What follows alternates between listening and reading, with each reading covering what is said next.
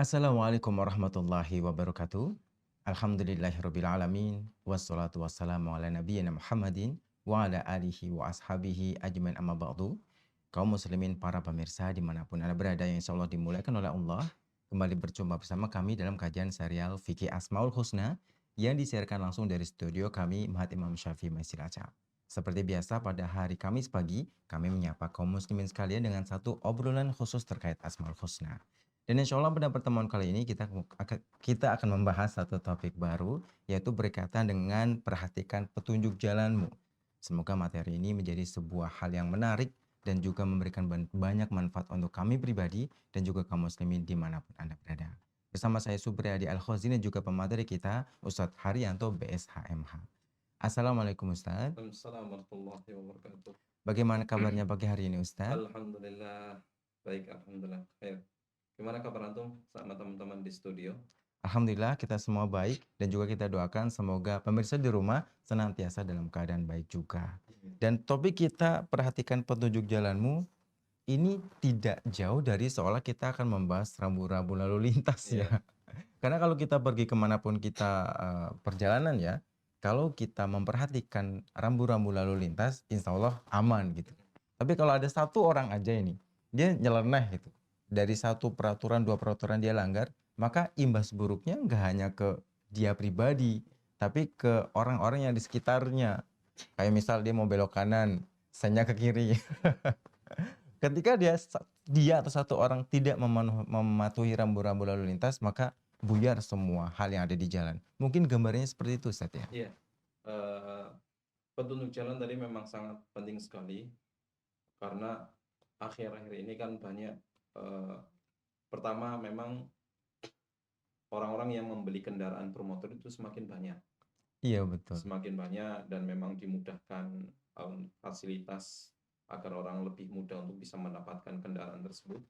Dan juga kan sekarang sedang banyak kelompok-kelompok geng-geng ya sepeda motor, baik yang cakupannya dalam kota ataupun yang ada geng-geng motor yang mereka traveling ke beberapa kota, ke misalnya geng motor-motor besar ataupun geng motor yang berbagai macam jenis, ataupun kadang ada beberapa YouTuber yang mereka kadang sering vlognya itu adalah perjalanan dari satu kota ke kota lain. Kayak semacam travel vlog gitu Ya, ya. dan itu kan semuanya itu harus memperhatikan petunjuk jalan, baik Mm-mm. petunjuk jalan yang ada yang di yang telah dipasang oleh kepolisian, pihak yang berwenang, ataupun memang dia harus memperhatikan adab dan etika ketika dia di jalan gitu ya, agar tidak mengganggu orang lain. Dari segi suara kadang kan ada kelompok-kelompok geng motor yang mereka sengaja di tengah jalan mengeraskan suara mereka sehingga mengganggu, atau tadi yang disebutkan ketika dia tidak memperhatikan rambu-rambu yang sudah terpasang, dia hanya yang penting bisa cepat sampai, tidak melihat keselamatan sehingga mengakibatkan membahayakan keselamatan dia sendiri ataupun keselamatan orang lain. Karena yang di jalan itu tidak hanya dia sendiri, ada pengendara yang lain, ada Mm-mm. juga pejalan kaki yang ada kalanya mereka menyeberang atau di pinggir jalan gitu kan. Kalau kita tidak memperhatikan petunjuk-petunjuk jalan, itu bisa berakibat fatal baik untuk kita ataupun untuk orang lain. Kadang kan dari pihak kepolisian sudah memberikan beberapa peringatan ya. Mm-mm. Kita lalai dengan peringatan tersebut karena ada keluarga kita yang masih nunggu di rumah gitu kan. Seperti itu. Jadi kalau kita telusuri lebih dalam bahwa mematuhi aturan, walaupun itu aturan manusia bahkan aturan Allah pun, kalau kita melanggar imbas buruknya sebenarnya nggak cuma ke kita ya. Makanya kan ada istilah kalau dalam satu lingkungan, satu tempat yang besar, sebagian besar yang melakukan atau sebagian kecil yang melakukan hal buruk, maka kenanya atau imbasnya bakal ke satu lingkungan itu gitu. Iya. Makanya ini yang menjadi sebuah hal yang harus kita garis bawahi dalam pertemuan kali ini. Tapi bicara soal petunjuk jalan dan kita kaitkan dengan bagaimana Asmaul Husna kita bahas, sebenarnya nama dari Asmaul Husna apa yang paling relate dengan topik kita pagi hari ini? Di antara nama Allah Subhanahu wa taala, di antara nama Allah yang mulia adalah Al-Hadi, yaitu yang artinya adalah Allah Maha memberi petunjuk. Karena kalau dari di awal kan pembahasan kita petunjuk jalan yang sifatnya hanya sebagian wilayah gitu ya, tidak luas. Kalau ini pembahasan kita akan lebih luas lagi karena ketika Allah Subhanahu wa taala memberikan petunjuk kepada makhluknya, ini adalah untuk seluruh alam semesta gitu ya. Jadi pembahasannya lebih luas daripada yang awal tadi yang masih sempit karena hanya pembahasan berkaitan masalah petunjuk yang ketika ada di jalan. Adapun petunjuk yang Allah berikan kepada makhluknya adalah petunjuk yang Allah berikan mencakup baik itu kehidupan dunia ataupun kehidupan ketika nanti di akhirat. Dan di sini nama Allah Subhanahu wa taala yang bermakna memberi petunjuk yaitu Al-Hadi adalah salah satu nama Allah Subhanahu wa taala yang maknanya adalah Allah memberikan petunjuk kepada seluruh makhluknya. Memberikan petunjuk kepada mereka kepada hal-hal yang baik dan memberikan petunjuk kepada mereka dengan memberikan peringatan perkara-perkara yang bisa membahayakan mereka. Karena tujuan adanya petunjuk itu adalah keselamatan yang hakiki kepada orang yang diberikan petunjuk. Jadi menarik ya ketika disebutkan petunjuk itu tujuannya untuk menyelamatkan. Iya. Andai clue ini kita cerna betul-betul dan untuk semua kaum muslimin, maka mereka tidak akan terlalu berani melanggar petunjuk itu karena definisi selamat adalah kata yang diinginkan oleh semua orang. Iya. Kalau mindset kita saya ingin selamat, maka petunjuk saya ikuti. Cuma masalahnya kan banyak orang yang kemudian tidak menyadari bahwa petunjuk itu bukan untuk meribetkan kita loh. Kan banyak orang yang beranggapan atau ada yang beranggapan bahwa ini diatur, itu diatur, sedikit-sedikit diatur. Mereka tidak menyadari bahwa semua itu adalah untuk keselamatan kita semua sendiri gitu. Ya karena yang namanya petunjuk itu kan sebenarnya tidak hanya sekedar untuk kemaslahatan kita secara pribadi, tetapi petunjuk itu diadakan ataupun sebuah aturan diadakan itu untuk maslahat bersama. Karena mungkin saja kita kadang melihat ngapain sih ada kayak gini ribet amat gitu kan. Kita tidak melihat maslahat orang lain, padahal ketika kita tidak mau mengikuti petunjuk tersebut, mungkin bagi kita merasa, oh saya nggak ikut aturan ini juga nggak masalah buat saya, ya buat kita secara pribadi, tetapi kan bisa jadi itu membahayakan orang lain ketika kita tidak mengindahkan aturan tersebut. Jadi rata-rata salah satu sebab seseorang itu tidak mau mengikuti petunjuk yang sudah dibuat adalah karena egoisme. Dia merasa bahwasanya dia sudah merasa cukup, tidak perlu ada orang lain, nggak urusan dengan orang lain, yang penting urusan saya gitu, seperti itu. Egoisme inilah yang menyebabkan dia tidak patuh dengan petunjuk tersebut sehingga akhirnya akan menyebabkan madarat kepada orang lain. Begitu pula ketika Allah Subhanahu wa taala menciptakan makhluknya, kemudian memberikan sebuah petunjuk, memberikan sebuah aturan, karena tujuannya adalah untuk maslahat mereka semua.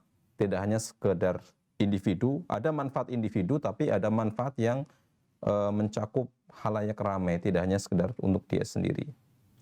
Jadi ingat ada satu perkataan dari salah satu ustadz kiai senior di Indonesia gitu, ketika dia dengan candaannya menanggapi orang yang udahlah kamu nggak usah ngatur-ngatur hidup saya, yang mabok saya, yang bermaksiat saya, itu urusan saya gitu. Sama ustadznya dibantah, ya oke lah yang mabok kamu gitu, yang bermaksiat kamu, tapi kita tinggal di tempat yang sama. Kalau Allah murka, kita juga kena imbas. Makanya menjadi perhatian bahwa yang kita lakukan dengan mengikuti petunjuk tidak hanya untuk kebaikan kita pribadi seperti itu. Dan tadi yang kita sampaikan bahwasanya Allah Subhanahu wa taala memiliki nama Al-Hadi, yaitu memberikan petunjuk, dan petunjuk ini memang mencakup semuanya, semua makhluk Allah Subhanahu wa taala. Sehingga di antara buktinya adalah ketika Allah Subhanahu wa taala berfirman dalam surat Thaha ayat 50, Allah taala berfirman, qala rabbuna alladzi a'ta kulla syai'in khalqahu tsumma hada. Melalui lisannya Nabi Musa alaihissalam berkata, Tuhan kita adalah yang telah memberikan segala sesuatu kepada makhluknya, dan lalu Allah Subhanahu wa taala memberikan hidayah petunjuk kepada seluruh makhluknya itu. Jadi ketika kita merasa bahwasanya kenapa sih ada seperti ini, ada aturan seperti ini, ada petunjuk kayak gini, ribet banget seperti itu ya. Padahal sebenarnya merasakan itu tidak hanya dia juga, karena aturannya juga menimpa, diberikan kepada semuanya. Orang lain juga mau kok, mau dengan dengan sukarela ataupun dengan berkorban mematuhi aturan tersebut. Kenapa kita malah lebih mengedepankan egoisme kita, malah kita tidak mau berkorban, tidak mau tunduk dengan aturan tersebut sebagaimana orang lain telah melakukannya. Jangan sampai istilahnya kita tidak mau ikut aturan, tapi kita maunya enak selamat terus. Padahal orang lain kan sudah berusaha dengan kekuatan mereka, dengan usaha mereka agar mereka selamat, orang lain juga ikut selamat. Gitu. Ini masih agak relate juga kalau seandainya kita bahas dengan peraturan lalu lintas ya. Karena kadang kita berhati-hati pun itu di realitanya itu nggak cukup gitu. Kita sudah hati-hati nih, jalan sebelah kiri, nyebrang nunggu lampu hijau. Sudah betul tuh, tapi bakal ada orang yang tidak taat aturan gitu. Jadinya terjadilah kecelakaan hanya karena 1-2 orang yang ngeyel dan tidak mau mematuhi aturan seperti itu. Nah, kalau bicara soal nama Al-Hadi ini, dan kita kaitkan dengan bagaimana Allah menyebut Asmaul Husna di dalam Al-Quran, sefamiliar apa nama ini, pembahasannya di dalam Al-Quran? Nama Al-Hadi ataupun ayat yang menunjukkan bahwasanya Allah itu memberikan petunjuk itu banyak ya. Banyak dalil-dalil yang telah menyebutkan bahwasanya Allah Subhanahu wa taala itu adalah zat yang memberikan hidayah. Di antaranya adalah misalnya dalam surat Al-Hajj ayat 54, Allah taala berfirman, "Wa innallaha lahadil ladzina amanu ila siratim mustaqim." Dan sungguh Allah Subhanahu wa taala memberikan petunjuk, benar-benar memberikan petunjuk kepada orang-orang yang beriman kepada jalan yang lurus. Jadi orang yang sudah masuk Islam pun, orang yang sudah dikatakan dia beriman pun, tidak selesai dia dikatakan saya sudah masuk Islam, sudah selesai, berarti saya tidak butuh hidayah gitu ya. Enggak, karena ketika dia mendapatkan sebuah hidayah, memberikan berupa ilmu yang Allah berikan kepada dia, tidak hanya sekedar dia selesai, saya sudah Islam, berarti saya sudah dapat hidayah, kemudian dia akan berbuat seenaknya sendiri, enggak. Tetap dia harus mengikuti aturan yang sudah ada selama dia masih hidup di bumi Allah Subhanahu wa taala. Begitu pula ketika seseorang, misalnya ya, biasanya kan ketika orang itu mau bikin SIM kan salah satu ujiannya adalah ujian teori. Ketika dia sudah tahu, saya sudah paham aturan lalu lintas, tidak cukup berhenti di situ, tidak cukup berhenti dia mengatakan, berarti saya sudah mendapatkan hidayah, petunjuk, mengerti aturan-aturan lalu lintas itu. Kemudian setelah itu bukan berarti kemudian dia selesai, enggak, tapi ada kelanjutannya. Hidayah yang dia dapatkan harus dia lakukan, harus dia praktekkan. Begitu pula ketika seorang mendapatkan hidayah Islam dari Allah, tidak hanya sudahlah yang penting saya Islam masuk surga, enggak selesai dari situ. Tapi dia harus mengikuti aturan. Selama dia hidup, dia masih terikat dengan aturan dan petunjuk. Tidak bisa kemudian dia seenaknya sendiri melanggar aturan yang sudah ditentukan oleh Allah Subhanahu wa taala. Kemudian dalam ayat yang lain, Allah Subhanahu wa taala juga berfirman dalam surat Al-Furqan ayat 31, "Wa kadzalika ja'alna likulli nabiyyin aduwwan minal mujrimin wa kafa bi rabbika hadiyan wa nasira." Dan seperti itulah telah kami jadikan bagi setiap nabi itu musuh dari kalangan orang-orang yang berdosa, para pendosa, dan cukuplah Tuhanmu sebagai pemberi petunjuk dan penolong. Jadi yang diberikan petunjuk dan diberikan pertolongan oleh Allah Subhanahu wa taala juga termasuk di dalamnya para nabi dan para rasul. Jadi semakin semakin tinggi derajat seseorang, semakin banyak ujian yang akan dia dapatkan, maka semakin banyak petunjuk yang dia butuhkan.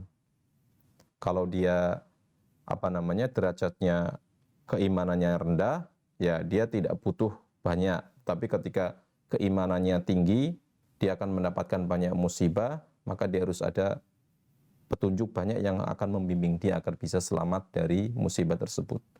Jadi ketika seseorang misalnya dalam kehidupan sehari-hari ini, kalau dia hidupnya sendirian, lingkup aktivitasnya tidak banyak, hanya sekedar misalnya dia hanya sekedar di rumah saja, nggak kemana-mana, dia tidak butuh petunjuk banyak. Karena urusannya hanya dia dengan dirinya Iya. sendiri saja. Tapi ketika dia keluar dari rumah, Mulailah banyak maka akan banyak petunjuk yang harus dia lakukan, harus dia patuhi. Semakin jauh dia melangkah, maka semakin banyak dia akan mendapati aturan-aturan yang petunjuk-petunjuk yang mau tidak mau dia harus ikuti itu.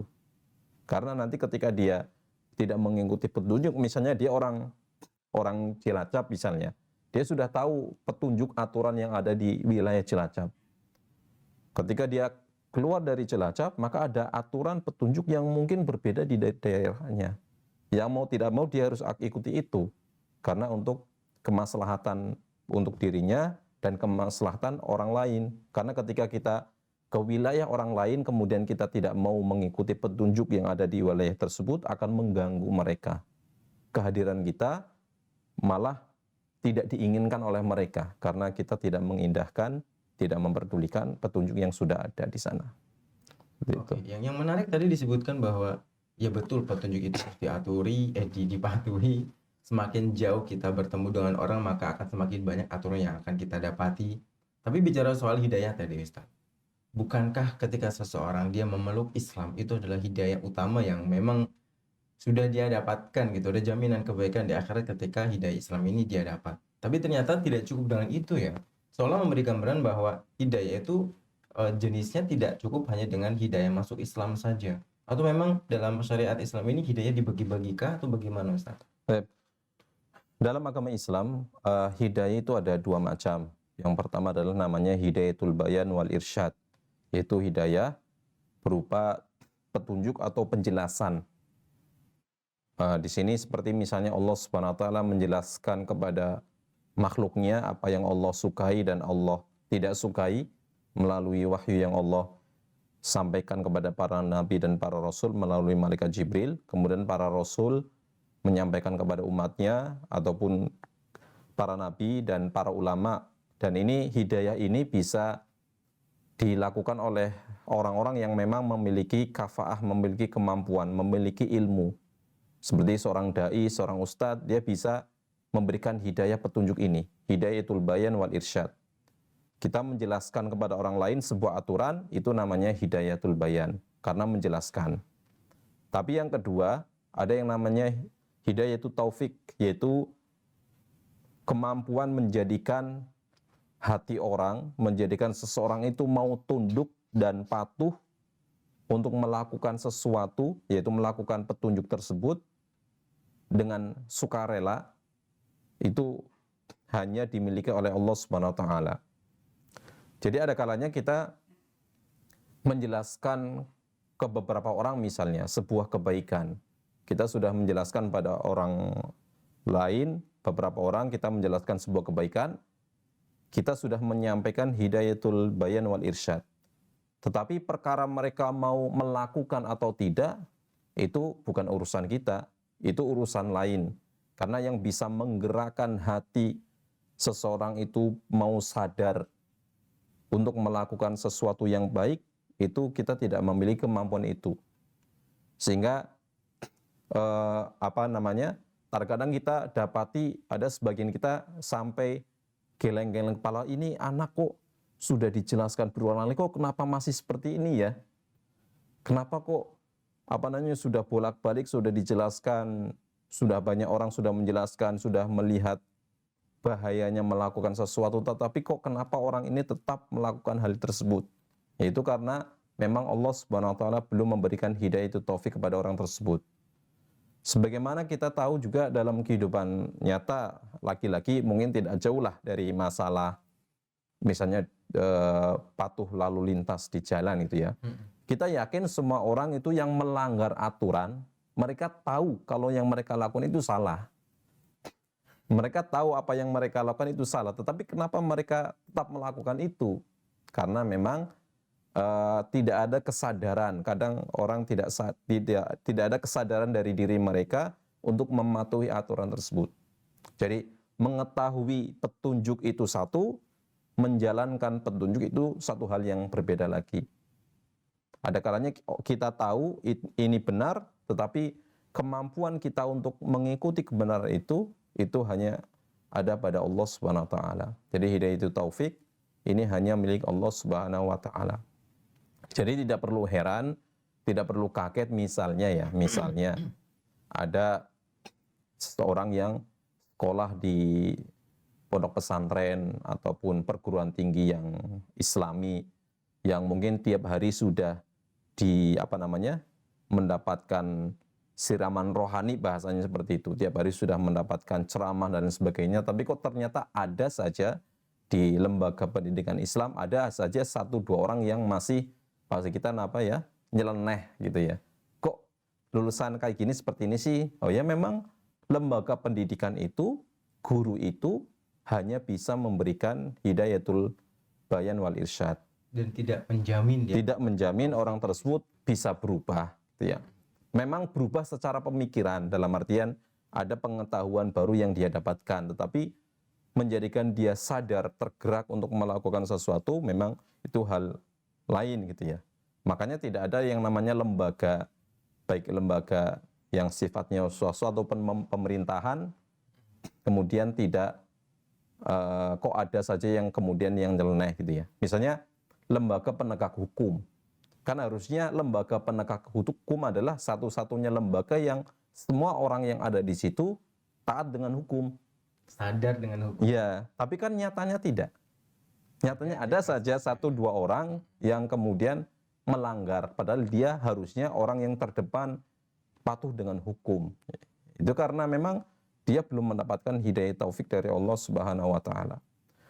Tapi dengan adanya 1-2 orang yang melanggar ini tidak menyebabkan celah bagi kita untuk menjustis atau menghukumi bahwasanya lembaga ini lembaganya jelek, lembaga ini salah semua, enggak. Karena kesalahan 1-2 orang itu tidak boleh jadikan alasan bagi kita untuk menggeneralisir semuanya itu kita salahkan. Karena 1-2 orang ini yang nyeleneh ini memang dia belum mendapatkan hidayah taufik dari Allah Subhanahu wa taala. Oke, yang menarik bahwa ketika ada seseorang mengatakan dia belum bagus nih akhlaknya, merasa bahwa orang yang begitu nyeleneh dan bahkan ahli kriminal mungkin ya, dan menganggap bahwa ya mungkin karena saya belum mendapat hidayah aja itu. Padahal kan hidayah setiap hari datang gitu. Hanya masalahnya kita menyambut atau tidak, menyadari bahwa itu petunjuk atau tidak. Makanya harus lebih peka lagi dengan nasihat, dengan hidayah yang banyak orang dari kita tidak menyadari bahwa itu adalah petunjuk yang kita kemudian tidak memperhatikan seperti itu. Tapi kalau bicara soal hidayah dari yang sudah kita bahas tadi, seolah semua mengarah pada bagaimana aturan itu dibuat selama kita hidup di dunia. Bahwa aturan, petunjuk, hidayah, semua itu adalah hal yang melekat di kita dalam kehidupan di dunia ini. Lalu apakah dari yang semua kita bahas itu akan memberikan dampak pula ketika kita sudah tidak di dunia lagi?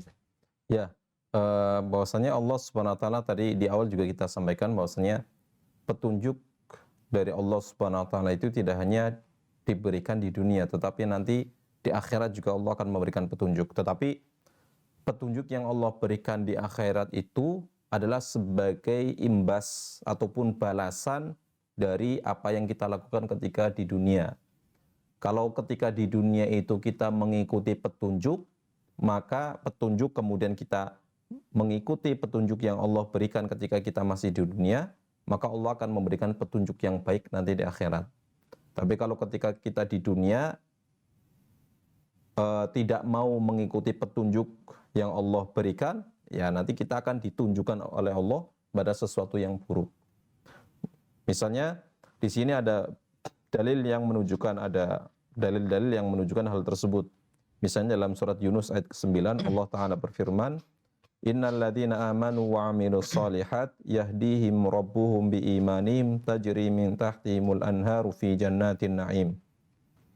Sesungguhnya orang-orang yang beriman dan beramal soleh ketika di dunia, maka Tuhan mereka akan memberikan petunjuk kepada mereka di akhirat, disebabkan karena keimanan mereka, disebabkan karena mereka telah merealisasikan keimanan yang mereka miliki ketika di dunia.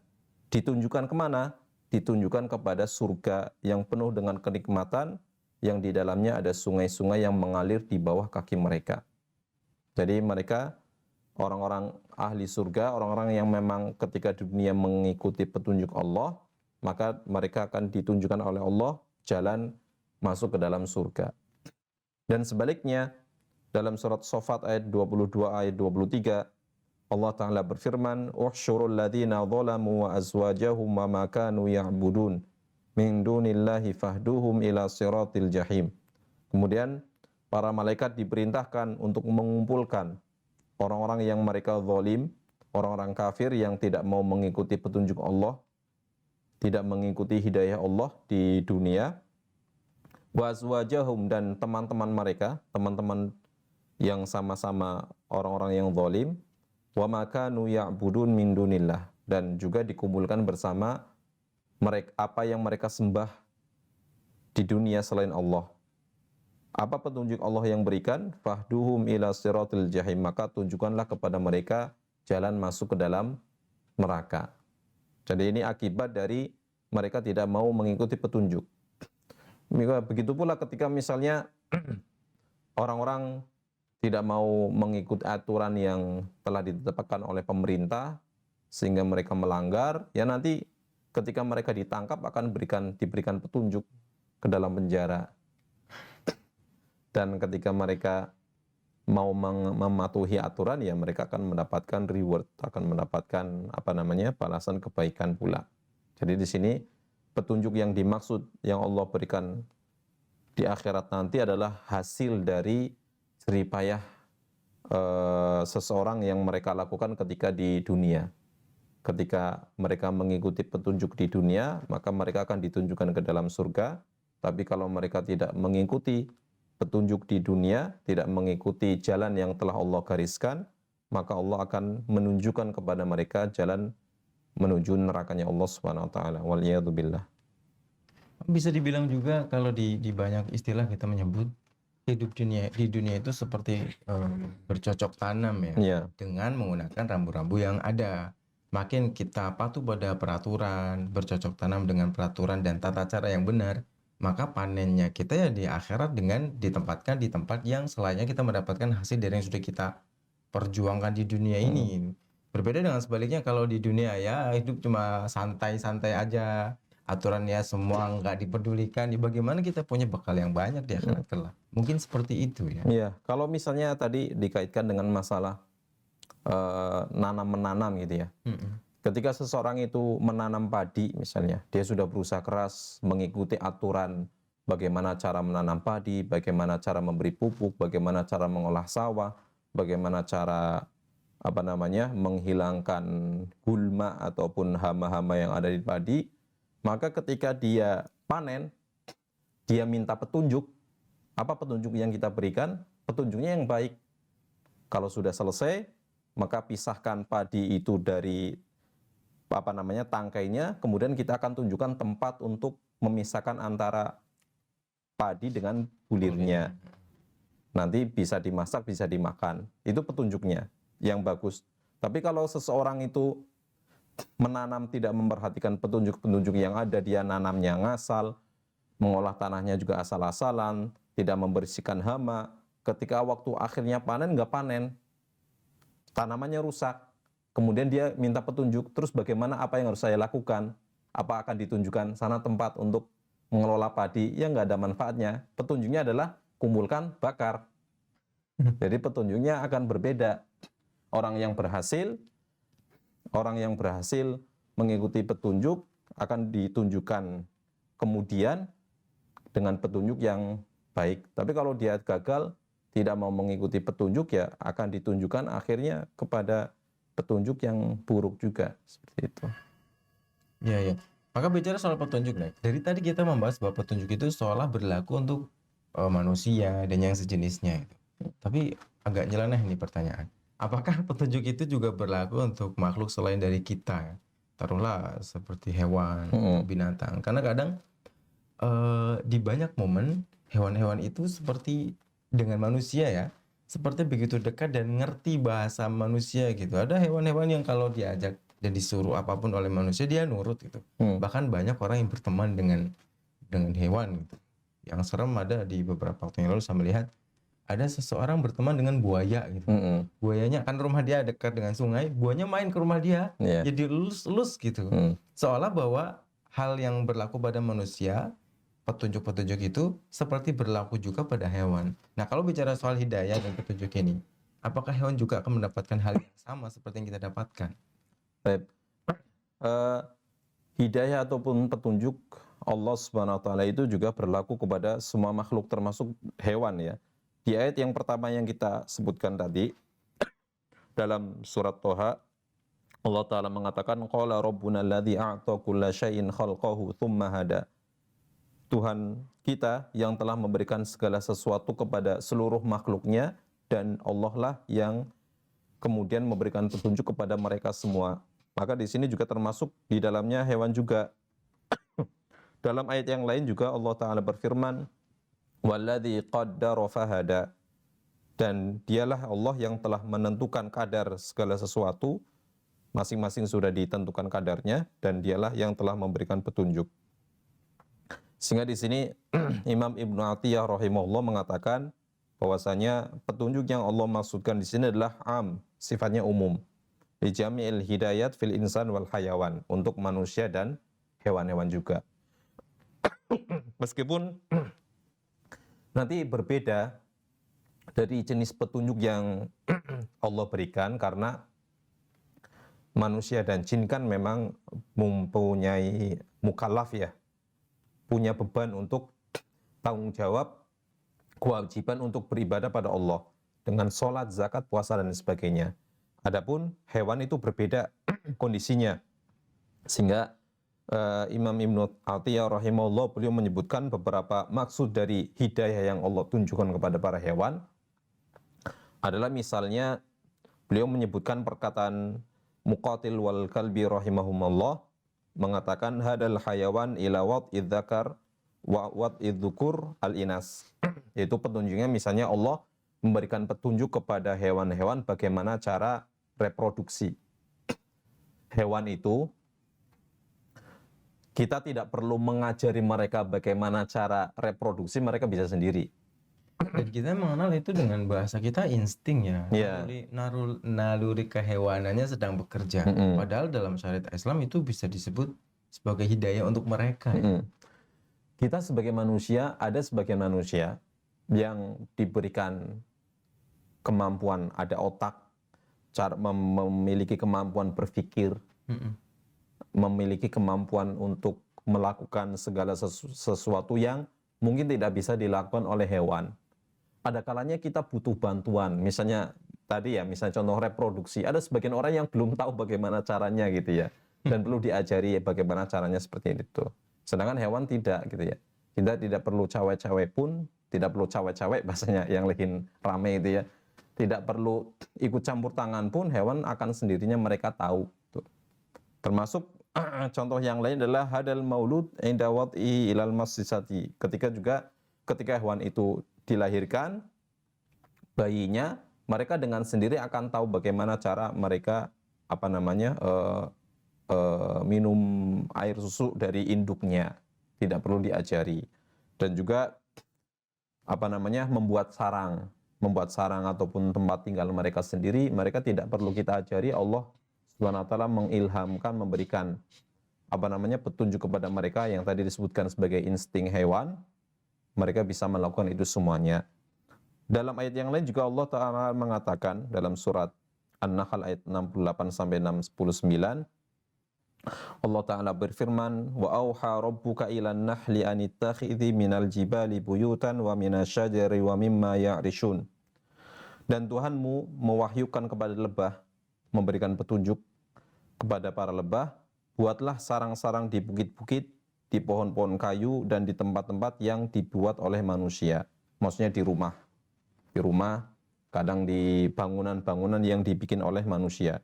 Tsumma kuli min kulli tsamarati fasluki subula rabbiki dzulula. Kemudian makanlah dari tiap macam-macam buah-buahan dan tempuhlah jalan Tuhanmu yang telah dimudahkan bagimu. Jadi di sini Allah Subhanahu wa taala memberikan petunjuk kepada lebah bagaimana cara, di mana harusnya membuat sarang dan apa yang harus mereka lakukan dari mendapatkan makanan dan sebagainya.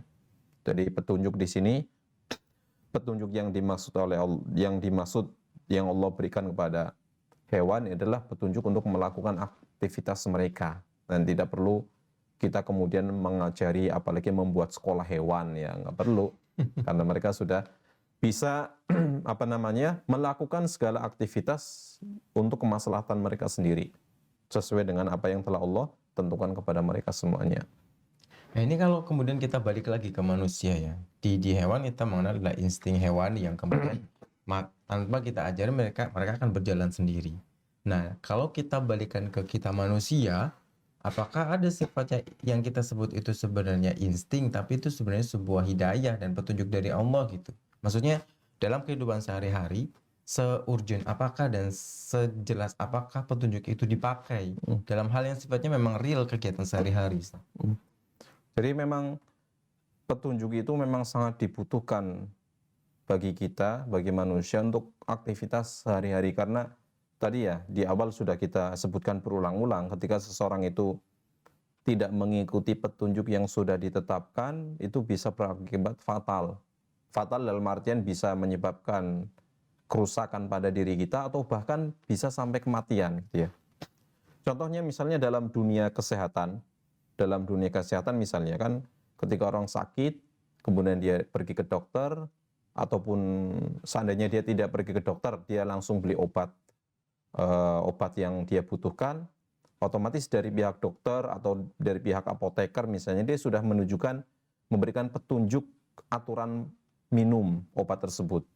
Ataupun biasanya di setiap obat yang kita belikan biasanya ada aturan pakainya seperti apa.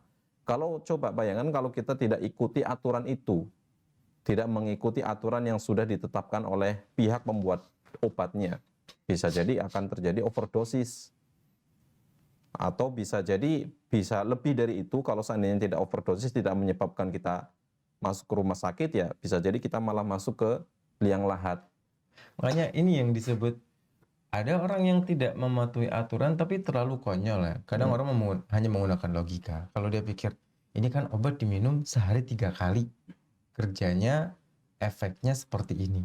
Kalau saya minum sekaligus harusnya kan efeknya lebih cepat gitu. Yeah. Jadi yang harusnya sehari 3 kali udah saya minum aja langsung 3-3-nya dengan beranggapan bahwa efeknya akan lebih terasa dengan diminum 3 sekaligus. Padahal kalau petunjuk itu tidak dipenuhi justru akan berimbas buruk pada dirinya kan.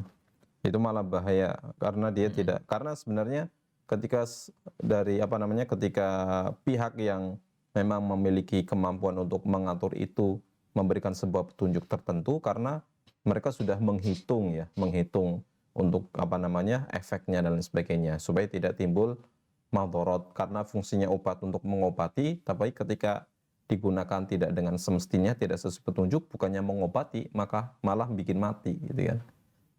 Kemudian dalam hal lain misalnya dalam hal dunia misalnya otomotif, ketika seseorang beli barang baru, tidak hanya sekedar otomotif sebenarnya, mungkin yang berkaitan dengan teknologi lah. Kalau misalnya kita punya HP, punya laptop, punya kendaraan misalnya, itu kan biasanya ada aturan pemakaian di awal, atau bagaimana aturan perawatannya seperti apa gitu ya. Kalau kita tidak memperhatikan bagaimana cara pemakaian di awal, dan tidak memperhatikan bagaimana cara perawatan, kita menggunakan asal semaunya kita sendiri, ya akibatnya barang yang kita miliki itu tidak akan bertahan lama. Tidak bertahan lama, nanti kita akan rugi dari segi keuangan, karena dia harus mengeluarkan dana yang banyak. Misalnya dia punya sepeda motor, dia tidak rutin, petunjuknya berapa bulan sekali harus diservis, tapi dia tidak melakukan servis, dibiarin aja, yang penting motor bisa jalan misalnya, asal bisa jalan. Nah nanti ada masanya, suatu ketika motor itu sudah capek, sudah rusak, kalau dia mau memperbaiki akan keluar dana banyak, atau bisa jadi malah dia harus beli motor baru lagi gitu kan. Karena itu akibat karena dia tidak mau mengikuti aturan. Begitu pula misalnya tadi ketika kita bahas masalah traveling gitu ya. Ya, ketika kita ingin pergi ke suatu tempat yang jauh, ya kita butuh yang namanya petunjuk.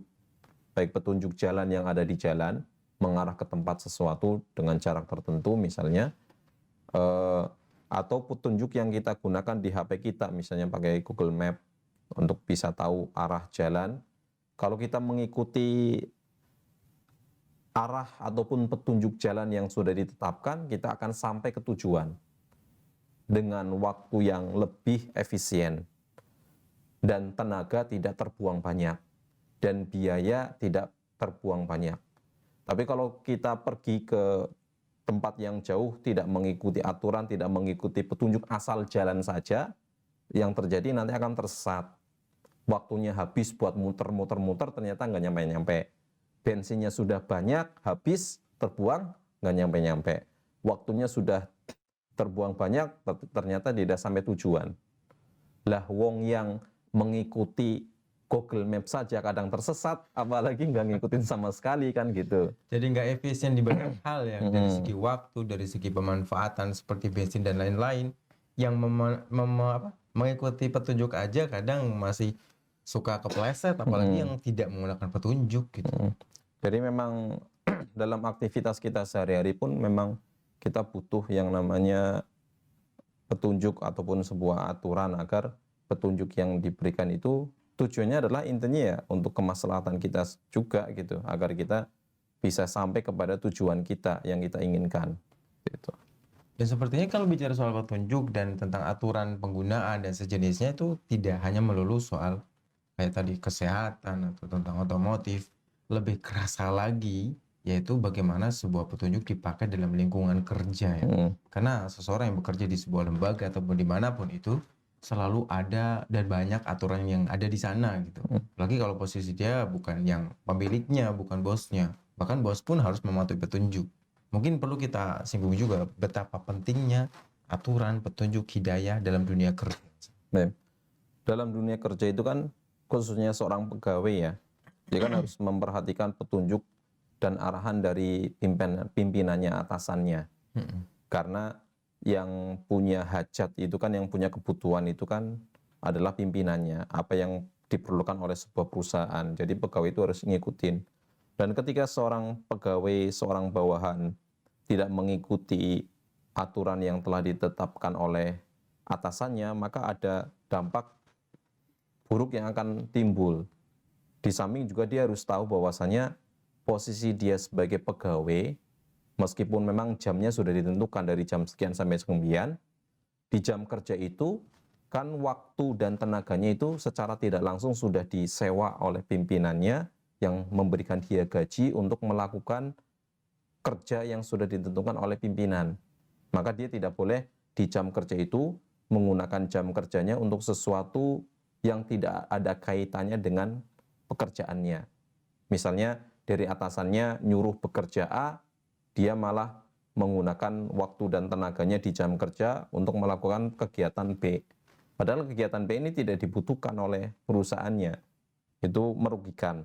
Kemudian di sisi lain, bahwasanya pekerjaan yang dia lakukan itu ketika yang dia lakukan tidak sesuai dengan aturan yang telah ditentukan oleh atasannya, nanti hasil kerjanya akan sia-sia.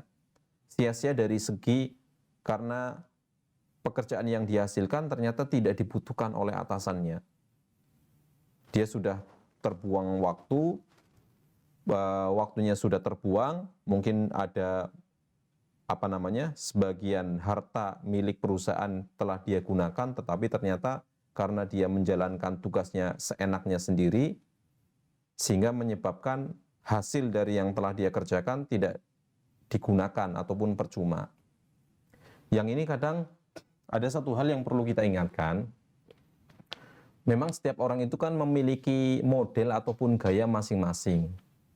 Ya, kita pengen ketika kita bekerja di sebuah lembaga ataupun sebuah perusahaan kan kita punya gaya sendiri untuk melakukan sesuatu. Tapi kan ada kalanya pimpinan kita itu memiliki gaya lain yang tidak sama dengan kita. Maka mau tidak mau karena statusnya kita sebagai bawahan ya kita harus mengikuti gaya pimpinan kita kalau kita mau bertahan di tempat tersebut. Di lembaga manapun pasti adalah 1-2 petunjuk ataupun 1-2 arahan, 1-2 aturan yang kita tidak suka di perusahaan tersebut, di lembaga tersebut. Tapi kan ketika posisinya kita sebagai bawahan, ya mau tidak mau kita harus mengikuti petunjuk tersebut. Ada pimpinan ngasih pekerjaan, suatu pekerjaan pada kita. Kita nggak mau model ini, janganlah modelnya yang gini aja gitu ya. Kita nggak mau mengikuti petunjuk itu, maka yang terjadi otomatis pimpinan itu akan marah, tidak akan suka dengan kita karena cara kita bekerja tidak benar, karena tidak mengikuti sebuah aturan. Jadi mengikuti petunjuk itu dalam dunia kerja itu juga sangat penting, karena supaya hasil kerja yang kita lakukan tidak sia-sia. Karena kalau kita tidak mengikuti petunjuk, sebesar apapun, sehebat apapun hasil kerja kita, kalau itu ternyata tidak dibutuhkan oleh perusahaan kita, kan juga percuma gitu ya. Dan ini mungkin peringatan bagi pegawai yang memang mereka secara sengaja tidak mau mengikuti petunjuk. Karena ada kalanya ada orang itu bekerja, apalagi orang-orang baru ya. Orang-orang baru kadang bekerja, tapi ternyata hasil yang dilakukan salah, tidak sesuai dengan yang diinginkan. Ada kalanya dia melakukan itu bukan karena keinginan dia ataupun karena dengan sengaja dia ingin melenceng dari petunjuk. Enggak, ada kalanya memang dia belum memiliki kemampuan. Misalnya sebuah pekerjaan menginginkan sebuah hasil B, tapi ternyata dia ada pegawai baru yang memang sudah berusaha semaksimal mungkin mengikuti petunjuk, tetapi karena dari pengalamannya yang belum banyak ataupun kemampuannya yang belum mumpuni, perlu diasah lagi sehingga hasilnya belum mencapai tingkat B. Mungkin dia baru sampai tingkat C. Tapi intinya ketika dia sudah berusaha untuk mengikuti petunjuk itu, ya insya Allah tidak ada celaan bagi dia. Berbeda kasus ketika seorang itu dengan sengaja semaunya sendiri karena sifat egoismenya yang ada sehingga dia ingin jalan sendiri, tidak mau mengikuti petunjuk, maka hal ini akan berakibat buruk bagi lembaga ataupun perusahaan tempat dia bekerja. Gitu. Jadi pada akhirnya dimanapun kita berada ya itulah yang kita jalankan gitu. Karena apalagi dalam dunia kerja dan posisi dia bukan si pemiliknya, maka egoisme itu harus ditahan gitu. Betul bahwa seseorang punya gaya kerja masing-masing, tapi kalau gaya kerja itu tidak dibutuhkan dalam perusahaan, ya dia tidak bisa bertahan di sana. Apalagi kadang suka ada cerita seseorang bekerja dan di belakang dia menjelek-jelekan pekerjaan dia, tapi dia tidak mau keluar dari tempat itu. Gitu. Itu yang kadang jangan meludah di sumur yang kau mengambil air dari sana. Gitu. Itu istilah yang sering kita dengar. Makanya ya kalau tidak merasa nyaman dengan pekerjaan di sana dan aturan yang ada di sana, ya lalu mengapa Anda bekerja di situ? Kalau memang lebih baik merasa nyaman dengan pekerjaan sendiri, ya mungkin bekerja lebih sifatnya sendiri lebih aman buat dia. Karena aturan dalam pekerjaan itu yang harus kita penuhi seperti itu. Nah, kita bicara soal pekerjaan dan hidayah. Soalnya dari tadi belum lengkap kalau tidak ditambahkan tipsnya dan kiatnya, bahwa banyak orang itu hidayah itu sebenarnya udah datang itu seliweran di depan dia. Tapi dia tidak merasa dan tidak menyadari bahwa itu harus dia tangkap gitu. Maka apa yang harus kita lakukan agar hidayah itu yang sudah berseliweran di sekitar kita tuh nyampe ke kita dan bisa kita dapatkan gitu. Sebagaimana kita sebutkan sebelumnya bahwasanya hidayah itu kan ada dua macam ya. Jadi hidayah taufik dan hidayatul bayan wal irsyad. Yang pertama adalah hidayah taufik, itu hidayah yang hanya dimiliki oleh Allah Subhanahu wa taala. Yang kedua adalah hidayah yang dimiliki oleh selain Allah. Makhluk-makhluk Allah juga memiliki, yaitu hidayatul bayan wal irsyad, untuk menjelaskan kebaikan, menjelaskan petunjuk yang baik. Maka kiat agar hidayah itu bisa kita dapatkan dan hidayah juga bisa bertahan dalam diri kita, istilahnya itu agar kita bisa senantiasa istiqomah dengan petunjuk jalan tersebut, dengan hidayah yang sudah kita dapatkan yaitu hidayah Islam, maka kita perlu melakukan beberapa kiat. Yang pertama adalah berkaitan dengan hidayah itu taufik, maka kita harus sering berdoa, sering-sering berdoa pada Allah Subhanahu wa taala. Makanya dalam kehidupan kita sehari-hari, Allah mensyariatkan kita untuk melaksanakan sholat wajib sehari 5 kali, siang dan malam. Ada 5 waktu. Karena dalam sholat tersebut, di antara doa yang kita baca ataupun ayat Al-Quran yang kita baca ada firman Allah Ta'ala, ihdinas siratal mustaqim. Ya Allah, tunjukkanlah kepadaku jalan yang lurus. Tujuan kita melafal, salah satu tujuan yang disebutkan oleh para ulama, kita sering melafalkan itu adalah kita supaya bisa istiqomah di jalan ataupun hidayah Allah Subhanahu wa Ta'ala. Karena ketika kita tidak memohon pertolongan pada Allah, karena bisa jadi paginya seseorang itu bisa muslim, sorenya bisa jadi keluar dari Islam karena dia tidak meminta hidayah pada Allah. Dan Rasulullah SAW juga mengajarkan pada kita salah satu doa yang pernah beliau ajarkan. Beliau pernah mengajarkan salah satu doa, Allahumma inni as'alukal huda wa tuqa wal afafa wal ghina. Ya Allah, aku mohon padamu hidayah, al-huda hidayah, wa tuqa dan ketakwaan, wal afafa dan kesucian, wal ghina yaitu kecukupan. Jadi meskipun kita sudah menjadi seorang muslim, tapi kita tetap masih butuh yang namanya hidayah dari Allah Subhanahu wa Ta'ala, karena kita belum bisa lepas dari aktivitas kita sehari-hari. Kemudian tidak hanya sekedar berdoa saja pada Allah, tetapi ada kiat lain yang harus kita lakukan agar kita bisa istiqomah mendapatkan hidayah tersebut. Di antaranya adalah kita harus mempraktekkan syariat Islam ini, atau dalam kata lain kita harus bertakwa pada Allah, menjalankan perintah Allah dan meninggalkan larangannya. Karena tadi yang sudah kita sebutkan, ketika seseorang sudah tahu aturan lalu lintas, tidak hanya cukup berhenti di situ, dia juga harus menjalankan aturan tersebut agar dia bisa dikatakan mengikuti aturan. Begitu pula seorang muslim, ketika dia sudah mendapatkan hidayah, sudah berdoa pada Allah mendapatkan hidayah Islam, tidak hanya sekedar berhenti di situ, tapi selanjutnya dia harus mempraktekkan syariat Islam.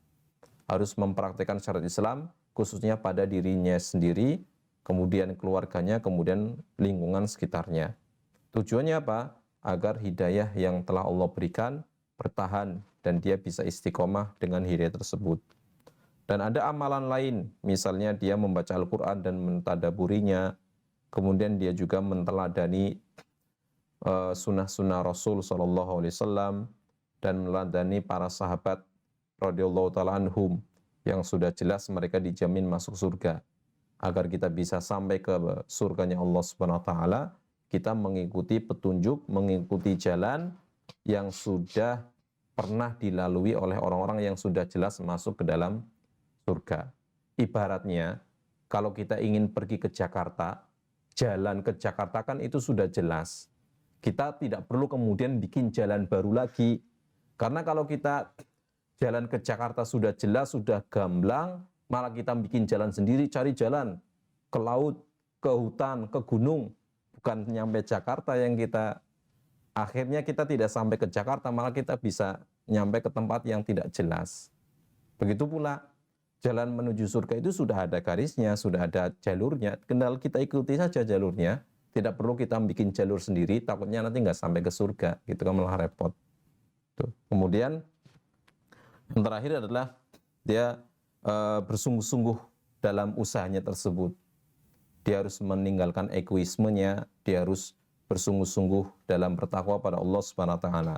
Karena Allah Subhanahu wa Ta'ala berfirman, walladzina jahadu fina lanahdiyannahum subulana wa innallaha lama'al muhsinin. Dan orang-orang yang bersungguh-sungguh untuk mencari keridhaan oleh Allah Subhanahu wa Ta'ala, maka benar-benar Allah akan memberikan petunjuk kepada jalan-jalan Allah, dan sesungguhnya Allah bersama orang-orang yang berbuat kebaikan. Jadi kita butuh yang namanya mujahadah, butuh yang namanya usaha agar kita bisa tetap berada di jalan. Kita sudah tahu jalan, ketika kita sudah masuk ke dalam jalan tersebut, ya kita harus sabar, kita harus bersungguh-sungguh, harus berjuang. Karena ketika kita ingin mendapatkan sesuatu yang kita inginkan, ya butuh yang namanya perjuangan. Kita ingin pergi ke Jakarta, kita sudah tahu jalannya, kita sudah mulai jalan. Ya kalau kita pengen cepat sampai ke Jakarta, ya harus sungguh-sungguh, harus bersabar. Jangan kemudian baru jalan sebentar, tiduran, santai. Ya tidak sampai-sampai nanti, tidak akan sampai ke tujuan yang kita harapkan. Mungkin itu, yaitu kiat-kiat agar kita bisa mendapatkan hidayah dan kita bisa istiqomah dalam hidayah Allah Subhanahu wa taala. Jadi di antara satu hal yang bisa kita catat bahwa hidayah itu memang ada dan sudah ada. Tinggal bagaimana kita ikuti aja hidayah itu.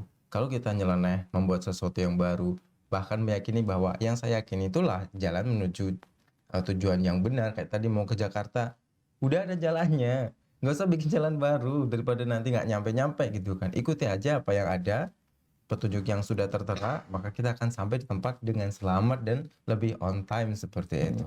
Baik Ustadz, tanpa terasa kita sudah berada di akhir dari pertemuan kita. Mungkin sebelum kita tutup, ada sedikit tambahan nasihat akhir agar kajian kita lebih bermakna.